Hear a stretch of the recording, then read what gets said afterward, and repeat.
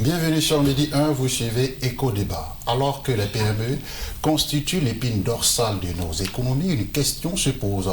Comment faire émerger de véritables champions nationaux capables de rivaliser sur le marché régional et international?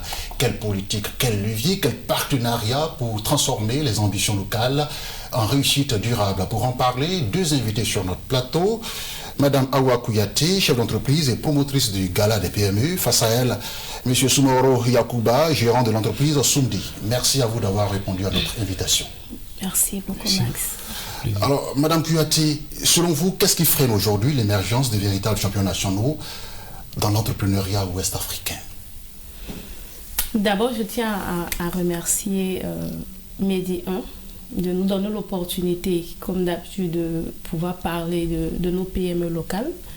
Selon moi, il y a plusieurs facteurs aujourd'hui qui freinent l'émergence des champions nationaux. Nous avons l'accès difficile au financement et déjà l'environnement est peu incitatif, il faut le reconnaître. Il n'y a pas assez de politiques qui sont mises en place pour faciliter cet environnement-là et permettre à ces PME de sortir de l'informel. Donc, il faut rendre l'environnement incitatif dans un premier temps. Il faut faciliter l'accès au financement des PME. Il faut une bonne structuration de nos PME. Parce que moi-même, en tant que PME, il faut reconnaître que nous, les PME locales, par exemple, nous ne sommes pas assez structurés. Donc, c'est notre combat déjà à travers le gala des PME que nous faisons au fur et à mesure. Et il y a la charge fiscale qui est vraiment lourde pour les PME locales. Donc, c'est un peu cet ensemble, cet ensemble d'éléments qui rend un peu difficile l'émergence de nos champions nationaux. Comme le président l'a souligné, il veut une Côte d'Ivoire avec des champions nationaux. Et il faut que les politiques accompagnent cette volonté du président de la République qui veut faire des entrepreneurs ivoiriens, des PME locales, des champions nationaux. D'accord. Monsieur Soumoro, on vient d'écouter Madame Kouyaté. Elle parle notamment de la sempiternelle question du financement. Vous, à votre niveau, qu'est-ce qui freine votre entreprise dans son développement? D'abord, avant tout, c'est de remercier la chaîne Midi 1 TV de nous avoir invités ici. Dans un premier temps, il faut dire que nous, au sein de l'entreprise Sumdi, le premier véritable problème, d'abord, comme Mme Kouyaté l'a si bien annoncé, c'est l'accès au financement. Financement, les banques commerciales et l'accès aussi au financement public. Parce que c'est, comme on l'a dit, dans la théorie, les PME sont accompagnés, mais dans la pratique, c'est tout un parcours de combattant. Et lorsqu'une entreprise n'a pas un financement conséquent pour pouvoir développer ses activités, pour pouvoir vraiment aller affronter le marché public ou le marché privé, c'est vraiment compliqué. Nous, à notre niveau, on a des travaux qu'on effectue auprès de certains prestataires, mais le volet paiement, ça tarde vraiment. Il faudrait que le gouvernement ou les entreprises ensemble, qui ont déjà atteint une échelle un peu plus haute, puissent vraiment faciliter le paiement des PME. En plus de ne pas avoir un financement conséquent, un accompagnement auprès des banques, mais les fonds propres, il faudrait que ces fonds-là vraiment puissent nous retourner au plus vite pour que nous puissions vraiment booster nos affaires pour aller de l'avant. Madame Kouyaté, comme vous, Monsieur Soumoro a parlé de la question du financement, mais quelle politique publique devrait être renforcée pour aider à franchir ce cap? Déjà, on va parler un peu de fiscalité. Il faut une refonte du système fiscal, surtout à ce qui est adressé aux PME. Il y a certainement des efforts qui sont faits au niveau du gouvernement en appliquant par exemple la TE qui facilite les entreprises, mais ce n'est pas équitable. D'accord. Voilà. Selon moi, ce n'est pas équitable selon le service qui est proposé. Comment? Quand vous prenez une entreprise qui est soit dans le service et une entreprise qui est dans un autre secteur, moi étant dans le service, je parle déjà de ma propre voix. Les charges en termes de prestation des services sont lourdes. Et appliquer les impôts sur le chiffre d'affaires déjà, ça nous tue. Pourquoi ne pas appliquer les impôts sur le bénéfice net? D'accord. Voilà. Quand je fais une prestation de 500 000 francs, je dis n'importe quoi, mes charges qui sont liées à ces 500 000 francs peuvent atteindre 450 000 francs facilement. Et mon bénéfice peut me revenir à 50 000 francs. Et la TE ici est appliquée aux 500 000 francs que j'ai reçus, c'est-à-dire à tout le chiffre d'affaires. Et ce qui est vraiment difficile, parce que les PME n'arrivent même pas dans les 50 000 francs, enlever encore comment on appelle ça même, les impôts qui sont liés à cette prestation-là, ça tue vraiment l'entreprise. Donc il faut vraiment revoir, il faut une refonte, alléger vraiment ces thèmes fiscaux-là. Et il faut aussi préfinancer la commande publique. Voilà. D'accord. Aujourd'hui, lorsque vous partez, vous soumissionnez à un appel d'offres, on vous dit en tant qu'entreprise, il faut être capable de préfinancer ta prestation. D'accord. Ça, c'est un autre cheval de bataille parce que tu vas aller vers les banques, aller demander un crédit ou un prêt pour pouvoir préfinancer comment on appelle ça, ta prestation. Et c'est encore une longue paperasse, c'est vraiment tellement difficile. Donc, il faut que l'État ait vraiment une politique qui va permettre de préfinancer les commandes pour faciliter aux PME de pouvoir accéder à ces marchés-là. D'accord. Voilà. Monsieur Soumaoro, est-ce que vous pensez que les dispositifs d'accompagnement actuels, je parle notamment des incubateurs, du financement, de la formation, sont suffisamment adaptés aux réalités des entrepreneurs comme vous, par exemple? Donc d'abord, il faut dire que la formation, c'est une réalité, mais c'est, comme je dis toujours, on est actuellement au volet théorique, au fait. Voilà, c'est plus la théorie. Il faudrait que la pratique soit plus accentuée. Parce que bon, très souvent, on a tendance à faire soit des forums de quelques heures, réunir des entrepreneurs dans une salle, leur parler un peu d'économie et autres, tout ça, mais c'est pas suffisant en fait. Moi, je pense que pour une jeunesse qu'on veut vraiment forte, il faudrait que ça soit depuis la base. Apprendre depuis, je veux dire, le primaire, la gestion d'une entreprise, une culture entrepreneuriale et autres. Et au fur et à mesure, dans le parcours scolaire du citoyen, lorsqu'il arrive vraiment au niveau supérieur, il a déjà cette notion-là. Voilà. D'accord. Madame Kouyaté, vous êtes la promotrice du gala des PME qui vise à valoriser les petites et moyennes entreprises. Hein. Mais en quoi ce type d'événement peut-il faire émerger les champions nationaux? Expliquez-nous. Pour le gala des PME, comme vous l'avez dit, est une plateforme qui s'érige en catalyseur. Nous, on part à la détection des futurs champions nationaux, comme on peut le dire. On détecte le potentiel qu'ont nos entreprises. Et quel est votre modus operandi, votre mode opératoire? Donc déjà, il y a des inscriptions qui sont ouvertes. Et les inscriptions sont ouvertes à toutes les entreprises locales. Puisque l'idée, c'est de faire la promotion de nos PME locales. Il faut être une PME ivoirienne. Il faut être légalement constitué. Voilà. Et on emmène de par là à faire formaliser ces entreprises-là qui souhaitent peut-être demain obtenir plus de crédibilité. Donc, au niveau du gala des PME, il y a des critères de sélection qui sont mis en place. Il faut avoir un certain nombre de chiffres d'affaires pour pouvoir participer aux awards. Et il y a plein de PME qui sont dans cette normalité-là. C'est-à-dire, elles ont du potentiel, elles sont des PME à forte potentialité, comme je viens de le dire tout à l'heure, mais qui sont cachées. Donc, avec le gala des PME, on les détecte, on les récompense, on les met en avant et on leur dit que oui, vous êtes là, vous travaillez. C'est vrai, c'est dur. On a tout le monde. Vous êtes comme une sorte de vitrine pour ces PME-là. Une vitrine, exactement, pour ces PME-là. Et on veut les mettre en lumière. On leur dit que c'est vrai, c'est difficile. Vous vous cachez. Pour ne pas dire on se cache à cause des impôts, mais on va sortir. Ce que les impôts veulent nous faire là, qu'ils nous fassent. D'accord. Mais voilà. Monsieur Soumaoro, c'est connu, hein, l'accès au marché public est souvent un enjeu pour les PME. Mais est-ce que vous avez déjà tenté d'y accéder et quels ont été les obstacles? Oui, on a tenté et on continue de tenter. Parce que d'abord, comme on dit là, pour le process même, en proprement dit, ne permet pas à une PME de pouvoir concourir. d'abord, bon, je prends un premier levier. Lorsque, d'abord, au niveau de la fiscalité, ça te coince, on te demande d'abord d'être à jour au niveau, bon, au niveau de tes impôts pendant plusieurs années.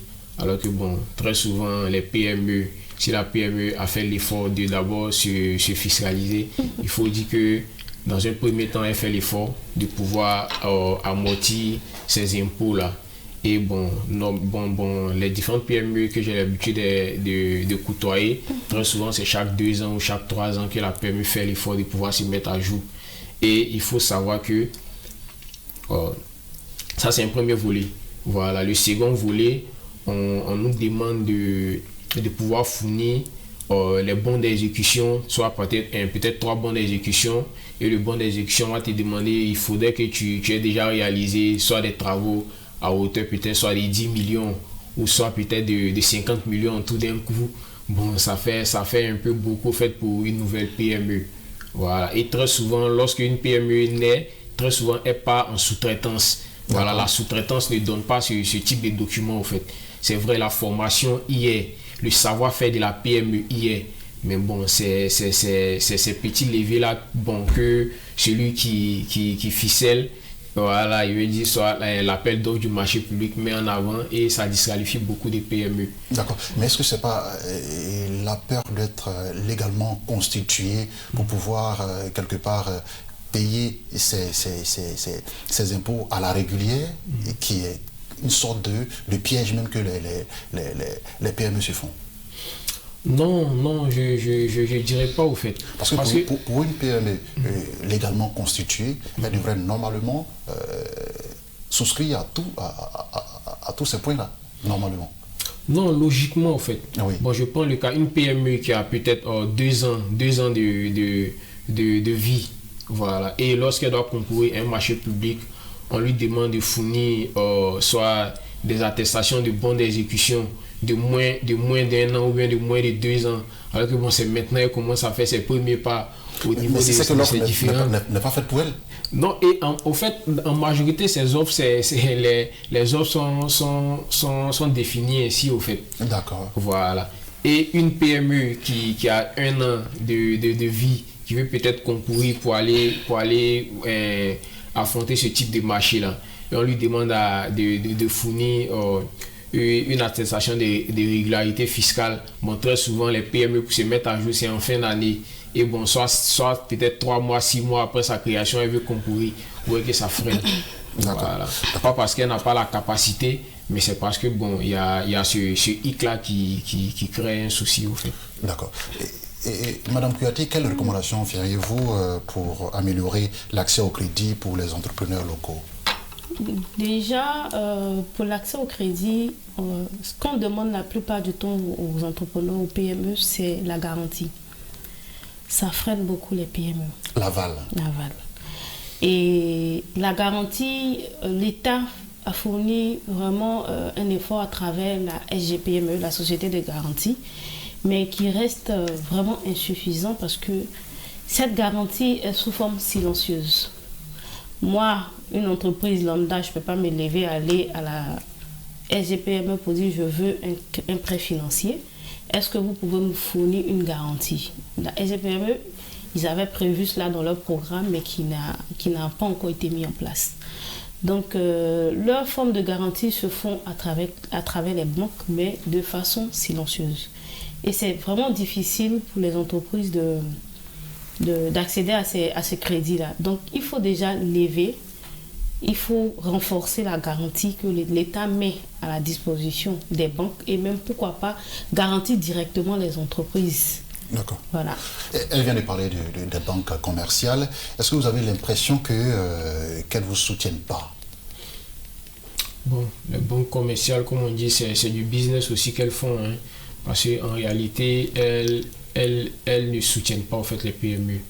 Parce que je prends un exemple, si d'abord tu fournis toute la paperasse qu'on te demande d'abord qui est déjà un vrai boulet, lorsque tu franchis ce cap-là maintenant, le taux de remboursement qui t'est imposé d'abord à la base, sans même avoir déjà utilisé même ce fonds même, tu es déjà dans un gouffre en fait. Parce que très souvent, le taux d'intérêt varie soit autour de 8 à 15% et plus. Voilà, donc vous voyez une PME naissante qui a déjà peut-être un premier marché auquel elle connaît vraiment pas tout ce qu'elle va rencontrer devant. Ça veut dire quoi? Avoir plusieurs marchés, il y a des expériences, des erreurs que tu ne peux pas te permettre au fil du temps.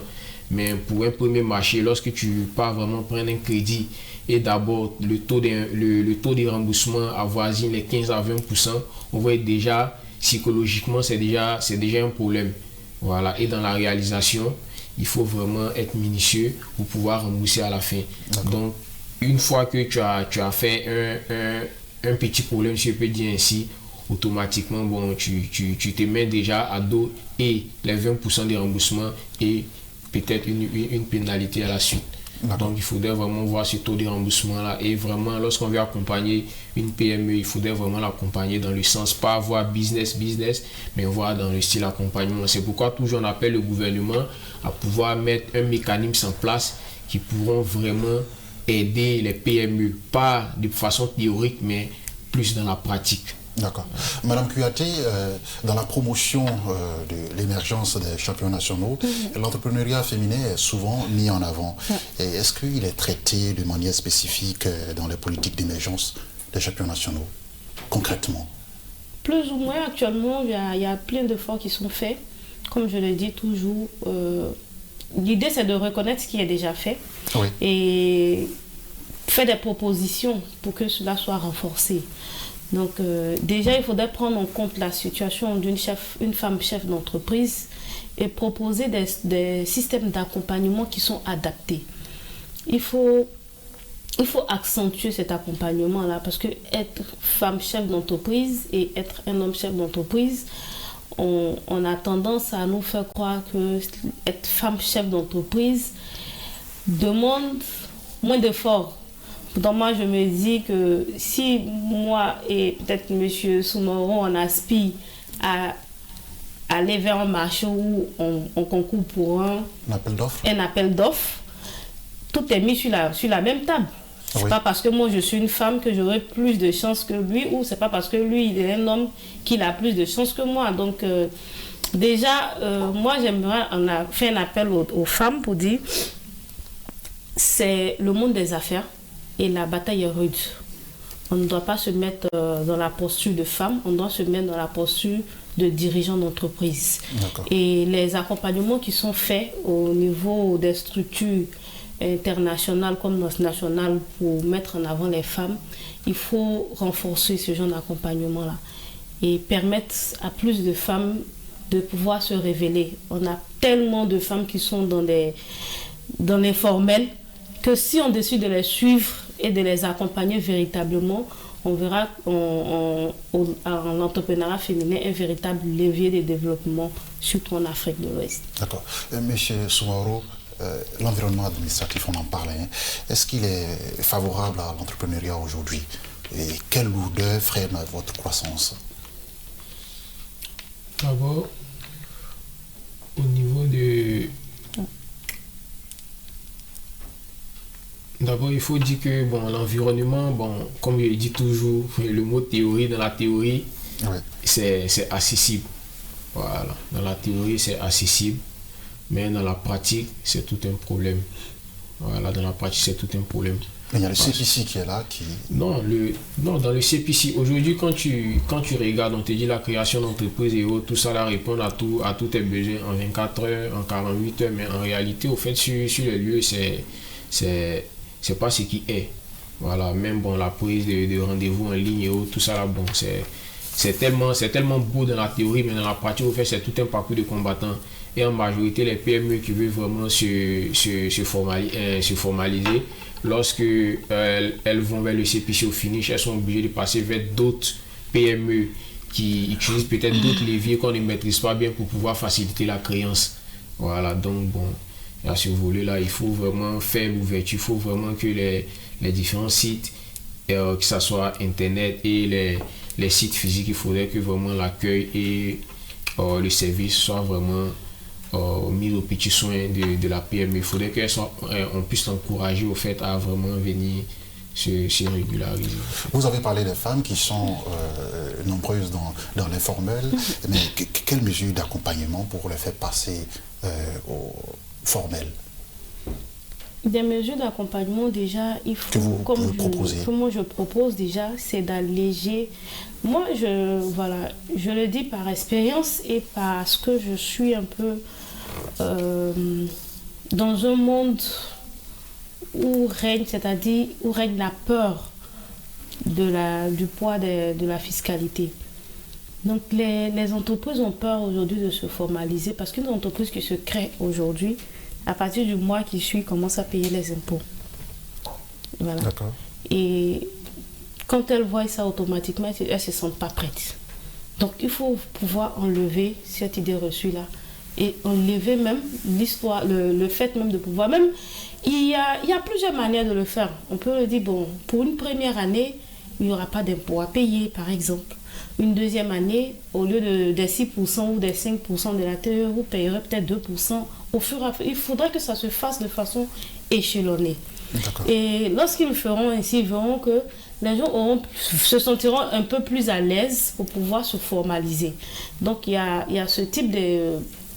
Il y a ce type de proposition-là déjà, que nous, au niveau du gala des PME, on essaie de mettre en place avec la CPU-PME aussi, oui, qui est une fêtière aussi qui accompagne les PME, qui lutte aussi dans ce sens-là, pour vraiment alléger la pression fiscale. Et ça va permettre à tellement d'entreprises de se formaliser, ils ne peuvent même pas comprendre. D'accord. Et M. Soumaoro, on va parler des partenariats régionaux, je parle notamment de l'UEMOA, de la CEDEAO. Est-ce que ces partenariats-là peuvent renforcer la compétitivité des PME en Afrique de l'Ouest? Et comment? Ces partenariats-là ces organismes-là peuvent renforcer à travers certains partenariats l'émergence des PME en Afrique de l'Ouest, dans ce sens où, bon, je vais évoquer encore le mot fétiche, théorie pratique, oui, parce que lorsqu'on regarde dans tout ce qui est accord entre les différents États, que ce soit au niveau de la CEDEAO, au niveau de l'UEMOA, on voit que lorsqu'on lit tout ce qui est partenariat, on voit qu'il y a une grande facilité au fait à l'entrepreneur, à une PME de pouvoir s'exporter et s'importer.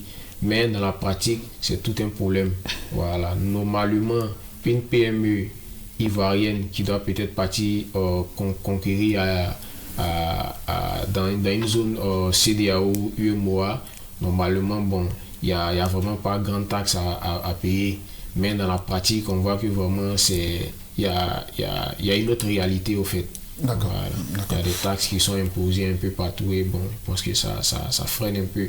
Donc c'est une politique des différents gouvernants qui doivent être mis en place pour avoir vraiment une idée claire sur ce volet-là, pour permettre aux PME de pouvoir émerger, que ce soit et en Afrique de l'Ouest et dans la zone UEMOA, CEDEAO et aussi à l'international. D'accord. Madame Kouyaté, quel modèle de champions nationaux devrions-nous suivre ou adapter à d'autres contextes pour réussir en Afrique de l'Ouest? Bon, on a le groupe NCA, qui est un modèle de champions nationaux. En allant au Nigeria, moi je peux citer le directeur général fondateur de UBA, voilà, Tony. Donc c'est ce genre de champions nationaux là qui ont su émerger, voilà, dans leurs différents secteurs d'activité. C'est pas forcément le secteur bancaire. On a le groupe Adoua également, au Maroc aussi. Oui. Voilà, c'est vrai que c'est un peu en Afrique du Nord, mais qui a su vraiment adopter une politique transversale et c'est vraiment imposé. Et au niveau national et au niveau international aussi. Donc on a des exemples palpables qui sont là. Et je crois qu'on peut répéter ces modèles-là encore plus en Côte d'Ivoire s'il y a un véritable suivi, un véritable accompagnement, une politique vraiment stratégique qui est mise en place pour accompagner les PME locales. On peut en faire ressortir des champions nationaux qui vont même dépasser, qui seront même plus au-delà de ce que nous entendons. D'accord. Monsieur Soumaoro, quelle est votre vision des PME ouest-africaines dans les 10 prochaines années?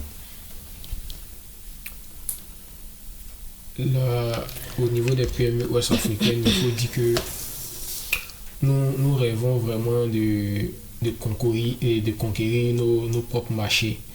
Nous rêvons vraiment de pouvoir être au devant de tout ce qui est vraiment marché réalisation en interne et en externe. Voilà, la vision est grande parce que les PME au fait rêvent grand et elles se donnent les moyens au niveau de la formation, elles se donnent les moyens au niveau physique et psychologique. Mais comme on le dit, bon, le volet financier, c'est un peu cet aspect-là qui bloque un peu la croissance des PME ouest-africaines. Donc, si une politique est mise autour du volet financier et aussi autour aussi d'une certaine un apport formation, je pense qu'on pourra facilement s'exporter et vraiment faire un boom au niveau national et international. Merci à vous, M. Soumoro. Merci, Mme Kouyaté. Merci d'avoir répondu à notre invitation sur ce plateau. C'est nous qui vous remercions. Merci beaucoup, M. Max. Merci à vous, Mr. C'est la fin de ce numéro de Éco Débat. Restez avec nous. L'information continue, bien évidemment, sur Medi 1.